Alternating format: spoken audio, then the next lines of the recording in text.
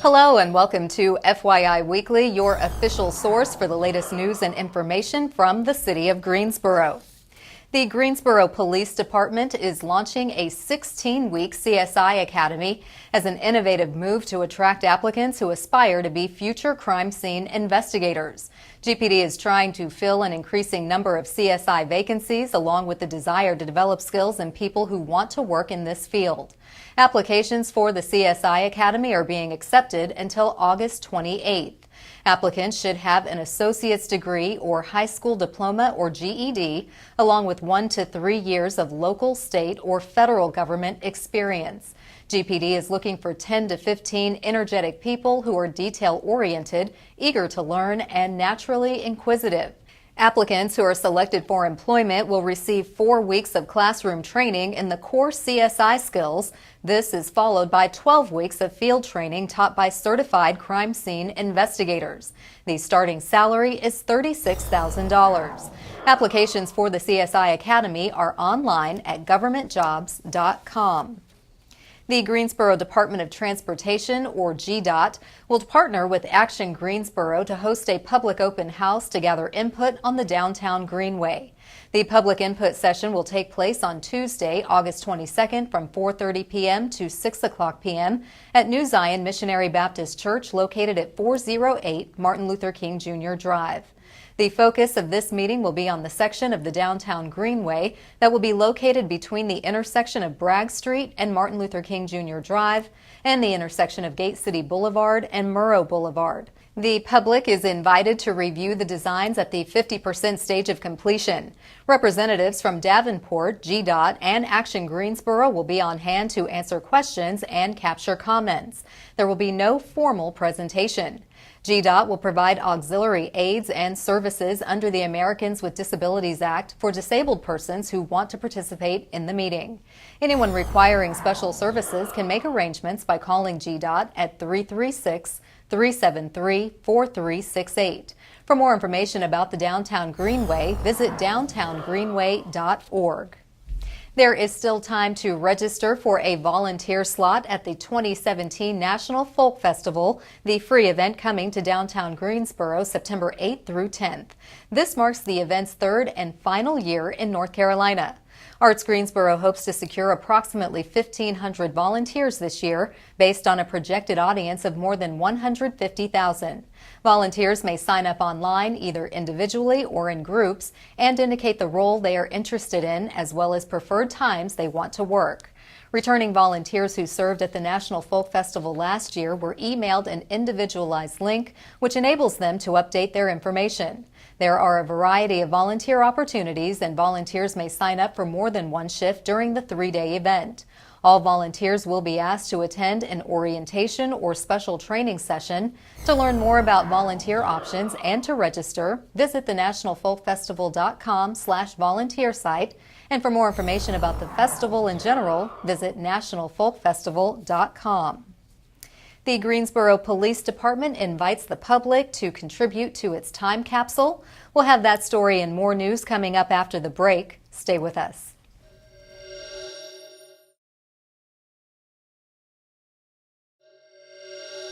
Welcome back to FYI Weekly. If you've recently had a death in the family, you might want to consider attending the workshop entitled Keep Your Home in Your Family. The workshop covers strategies for helping you make sure your loved one's home remains in your family's control. The workshop will take place at 10 a.m. on Wednesday, August 16th at the Smith Senior Center located at 2401 Fairview Street.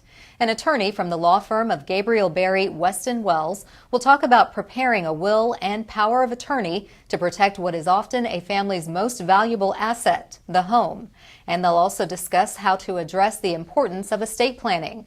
Staff from the Family Service of the Piedmont and the Consumer Credit Counseling Service will talk about reverse mortgages and whether or not to obtain one and how to prevent home foreclosures. The workshop is made possible by the city's Neighborhood Development and Parks and Recreation Departments, Greensboro Municipal Federal Credit Union, and the North Carolina Housing Coalition. For more information, call the city's Housing Counseling Office at 336-373-4147. For the first time, the Guilford County Family Justice Center will host Camp Hope, a national evidence-based camping and mentoring program for children impacted by violence and abuse. Camp Hope's vision is to break the generational outcomes of domestic violence through team building, values-based programming, and high-adventure activities. Approximately 36 youngsters are expected to participate in the 6-day, 5-night sleepover at the YMCA's Camp Weaver located at Topawingo Trail. Social workers, law enforcement, and therapists nominated the participants. Longitudinal studies have shown positive outcomes for the young people who attend the camp, essentially changing the direction of their lives. Camp Hope adheres to the requirements of Camp Hope America, which is an affiliate program of the National Family Justice Center Alliance. Guilford County was one of 2 locations in the southeastern region of the U.S. selected to host Camp Hope because of the Family Justice Center's partnership and emphasis on implementing strategies to reduce violence and abuse in the community.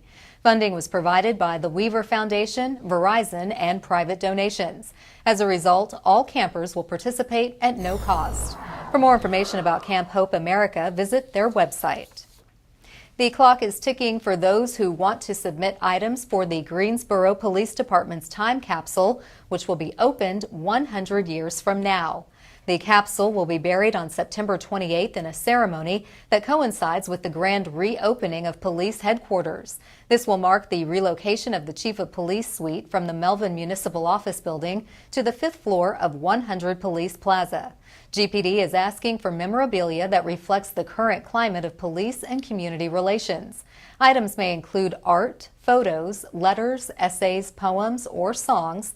To date, GPD has received more than 24 items from school kids.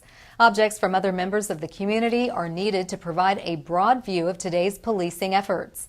Items must be received by August 31st. A committee of police employees and community members will evaluate each item to determine if it will go inside the capsule or be placed on display. Contributors of the artifacts selected for the capsule will be invited to the burial ceremony. The time capsule will be registered with the International Time Capsule Society. In an effort to spotlight and celebrate the entrepreneurs, the artists, the community builders, and essentially the next generation of leaders, the City of Greensboro is proud to partner with Action Greensboro to introduce our Made in Greensboro series. This day, we place the spotlight on local musician and performer Vanessa Ferguson.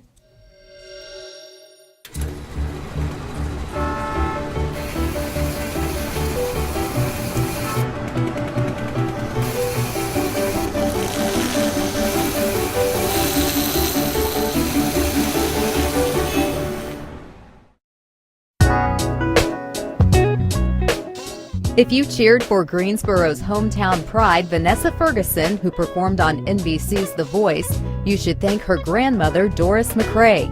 It was Doris who first recognized Vanessa's talent and paid for her piano lessons. Doris ran away from home as a 13-year-old to pursue a career as a singer, but she never quite got there. Instead, she passed on her passion for song and her love of gospel and jazz to Vanessa, who is busy living Grandma's dreams of professional success. Vanessa cut her teeth performing with bands around the Triad before touring around the world. The Voice was her chance to perform before millions, getting coached by singer-songwriter Alicia Keys. She says Alicia really understood where she was coming from. Vanessa is still contemplating what will come next, including using the exposure from The Voice to help garner interest from a record label. Since she's been back, Gate City residents have been showing Vanessa the love. She recently accepted a key to the city and performed to a packed crowd at Barber Park for the second year in a row at the Levitt Amp Series.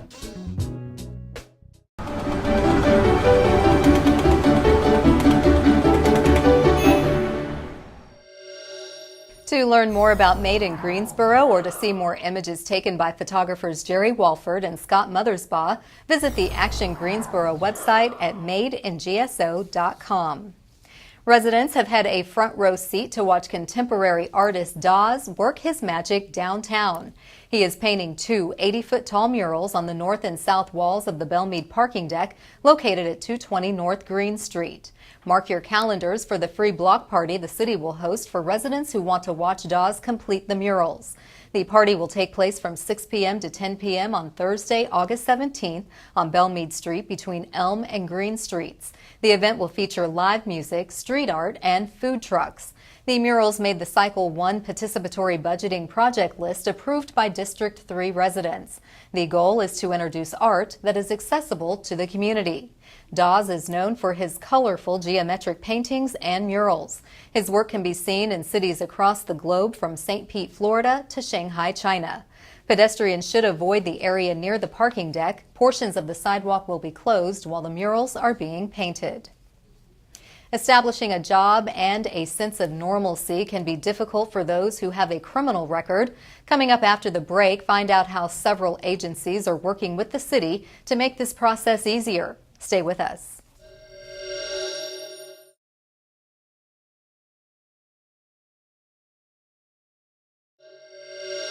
Welcome back to FYI Weekly. The city's Human Relations Department is tasked with investigating claims of discrimination. Sometimes people who have a criminal record can be subject to different forms of discrimination, making it difficult for them to re-enter society. Joining me now to explain how the city is partnering with several organizations to help cut through the red tape is Dr. Love Crossling. She is the director of our Human Relations Department. Hello, Love. Welcome to the show. Thank you for having me. Absolutely. So the city is launching a program called Thrive GSO. How did this get started? Thrive GSO began actually as an effort between one of our grassroots organizers, myself, and Tom Carruthers with our city's legal department.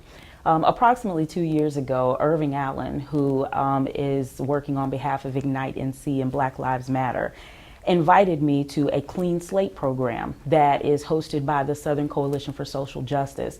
The program was geared towards expungement consultation, and it was held at one of our community centers here. And when I went to the site, I saw that people were buzzing with excitement, energy, ready to talk about, how to get their records reviewed, potentially expunged, so that they could move forward.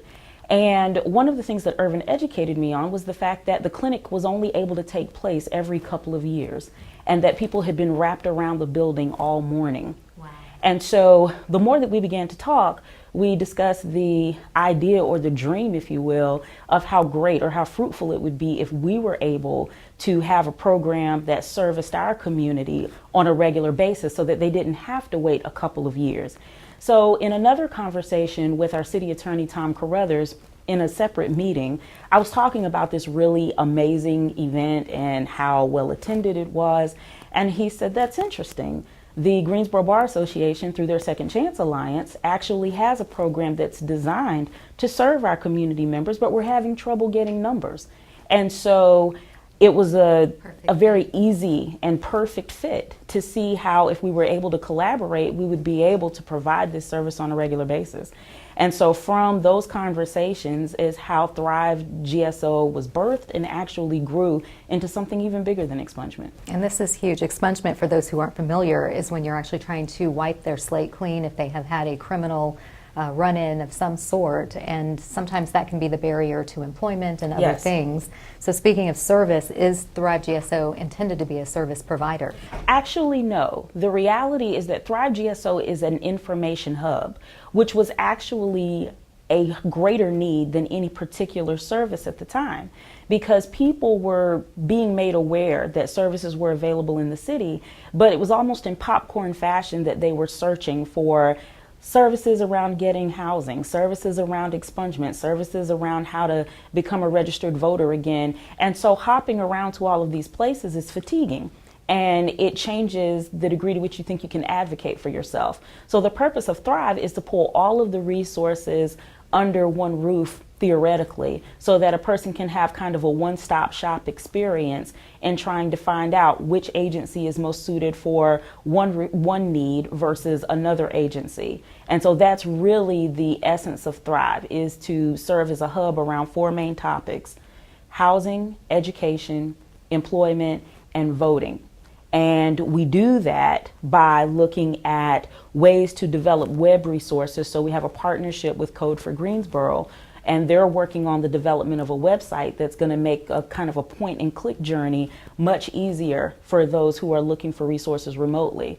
We also have a policy research team that's getting off the ground so that we can look at the relationship between state law, local ordinance, HR policies, and see where are the best avenues for people who are in need of services. And then finally, we have an outreach and education team that works on two factors. One is educating those who are in need of the services, but also community readiness, making sure that employers, business owners, etc., are aware of the ways in which they can contribute to the solutions for this population in need.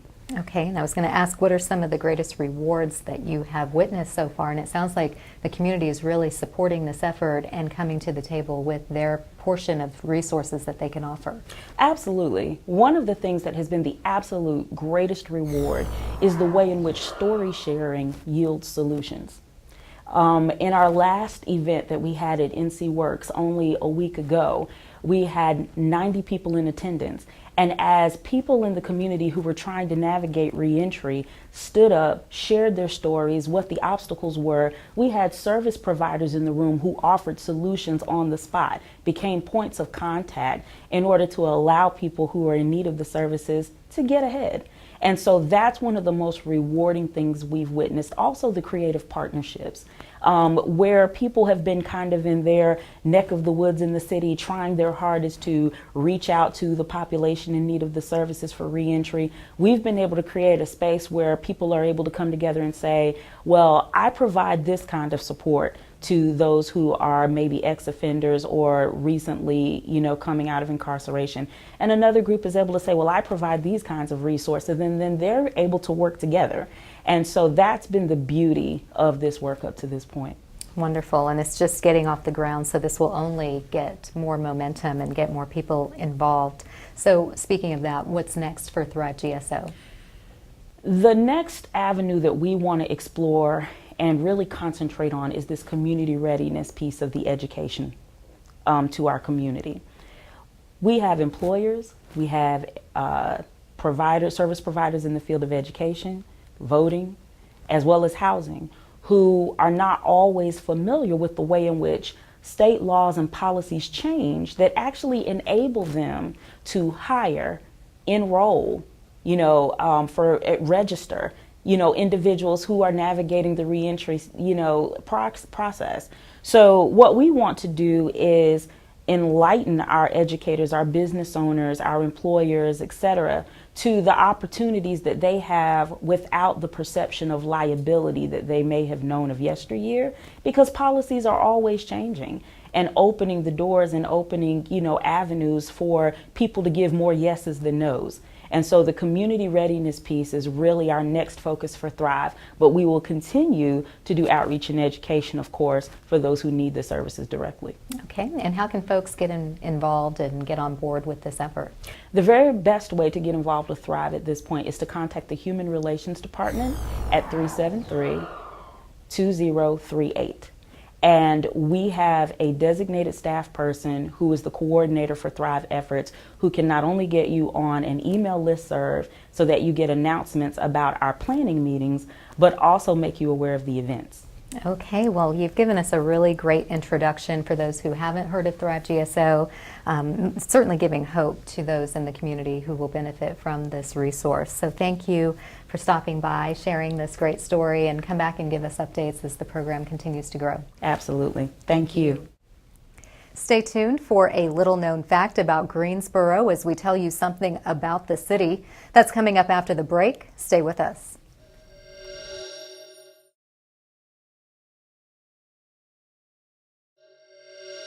Welcome back. One way to stay informed about what's happening in the city is by attending or tuning in to City Council meetings. The Greensboro City Council meetings are open to the public, but if you can't attend, we broadcast the meetings live right here on the Greensboro Television Network. Regular meetings take place at 5:30 p.m. on the first and third Tuesdays of the month in the council chambers on level 2 of the Melvin Municipal Office Building located at 300 West Washington Street. To review the council meeting schedule, please visit greensboro-nc.gov/council meetings. Here's an opportunity to learn a little something about the city. If you want to request a city service for things such as pothole repairs, graffiti removal, damaged street signs, abandoned vehicles, and overgrown lots, you can simply do it from your smartphone, tablet, or desktop computer by using the city's Greensboro Fix-It app. You also have the option to attach a photo or video clip with each service request to help better illustrate the problem. City staff will respond to requests during regular business hours. If a report comes in after hours or on a weekend or holiday, it will be answered the next business day. It's important to note the Greensboro Fix-It app is not to be used for emergencies. In case of an emergency, always remember to dial 911. Coming up after the break, we'll showcase our City Department Spotlight. Stay with us.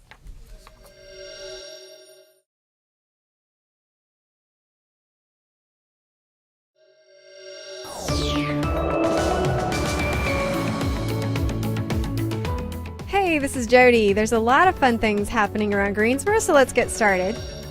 Let's step back in time and enjoy the Greensboro History Museum's annual Festival of Plays commemorating Greensboro's own William Sidney Porter, better known by his pen name O. Henry. This year's performances are currently going on and will run through Sunday at the Greensboro History Museum. For more information or to purchase tickets, visit greensborohistory.org. This weekend is your last chance to see the North Carolina Glass Artists Gallery at Green Hill. Visitors can experience handmade glass worked in a variety of techniques and forms, as well as purchase one-of-a-kind pieces. For more information, visit greenhillnc.org. This Sunday, come out for Music for a Sunday Evening in the Park, or MUSEP concert series, which takes place at Country Park at 3905 Nathaniel Green Drive. Warren, Bodle, and Allen, a folk band, will begin at 6 p.m., followed by the Radicals, an Americana band, at 7:15. Gather the family, invite your friends, and pack a picnic. Go to greensboro-nc.gov/MUSEP for a complete list of summer concert series performances. On Thursday, August 24th, come out to the Carolina Theater to see rock and roll legend Buddy Guy. Buddy Guy is a Rock and Roll Hall of Fame inductee who is a major influence on rock titans like Jimi Hendrix, Eric Clapton, and Stevie Ray Vaughan. Rolling Stone magazine has him ranked number 23 in its 100 greatest guitarists of all time. For ticket information, visit carolinatheater.com. Also on Thursday, August 24th, the Greensboro Science Center will host Under the Sea Night. Bring the family and experience the barn as it transforms into a movie theater and will feature the movie Finding Dory. Doors open at 6 p.m. Plan to arrive early as there is limited capacity. For more information, visit greensboroscience.org. Keep watching FYI Weekly right here on GTN to find out more about events happening on the town. The City of Greensboro has more than 20 departments and several divisions committed to serving you, our residents and visitors. Let's go behind the scenes in our department spotlight. The Information Technology Department provides cutting-edge technology services to support the business needs of each city department. The IT department relies on a diverse selection of secure platforms and servers with the latest sophisticated monitoring tools to ensure the highest availability in order for the city to conduct business. An exceptionally responsive help desk is on hand to address customer concerns and troubleshoot service-related issues. Congratulations to the IT department for being a 2016 recipient of the Public Technology Institute's Award for Advanced Malware Prevention and Threat Intelligence Sharing. On the other side of the break is this week's Way to Go GSO shout out. Stay with us.